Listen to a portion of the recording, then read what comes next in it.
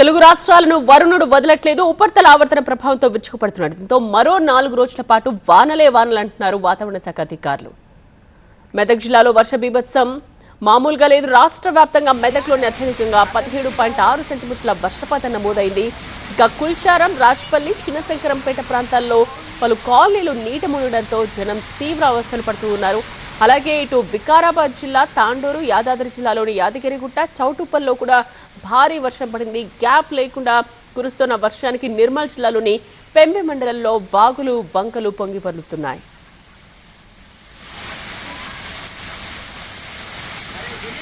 హైదరాబాద్ లోనూ భారీ వర్షం కురిసింది. నాగోల్, ఎల్బీ నగర్ లో వర్ష బీభత్సానికి రోడ్లన్నీ మునిగిపోయాయి. మెహదీపట్నం, ఆసిఫ్ నగర్, గోషామహల్, జియాగూడ, వనస్థలిపురం, జూబ్లీహిల్స్, బంజారాహిల్స్ లో భారీ వర్షం పడింది. అత్యధికంగా నాగోల్ తట్యాన్నారంలో 12.3 సెంటీమీటర్లు, హయత్ నగర్ లో 11.5 సెంటీమీటర్ల వర్షపాతం నమోదైంది.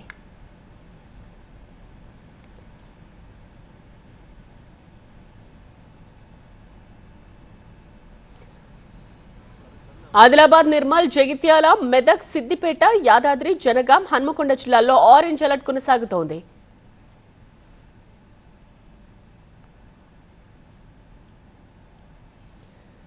ఇక నిజామాబాద్, కామారెడ్డి, సంగారెడ్డి, వికారాబాద్, మహబూబ్ నగర్, రంగారెడ్డి, మంచిర్యాల, పెద్దపల్లి, రాజన్న సిరిసిల్ల, కరీంనగర్, భూపాలపల్లి, ములుగు, వరంగల్, మహబూబాబాద్ జిల్లాలకు ఎల్లో అలర్ట్ జారీ చేశారు అధికారులు.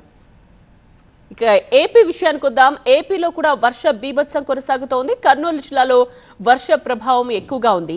మంత్రాలయంలో వాగులు, వంకలు ఎలా పొంగి పొర్లుతున్నాయో మనం చూడొచ్చు.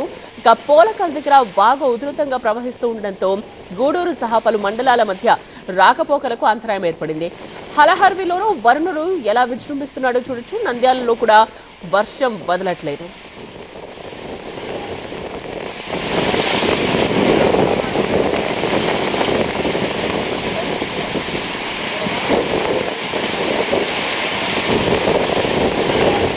ఏపీలో రెడ్ అలర్ట్, ఆరెంజ్ అలర్ట్స్ లేవు. అల్లూరి, అనకాపల్లి, విజయనగరం, శ్రీకాకుళం, పార్వతీపురం, మన్యంలో ఎల్లో అలర్ట్ కొనసాగుతోంది.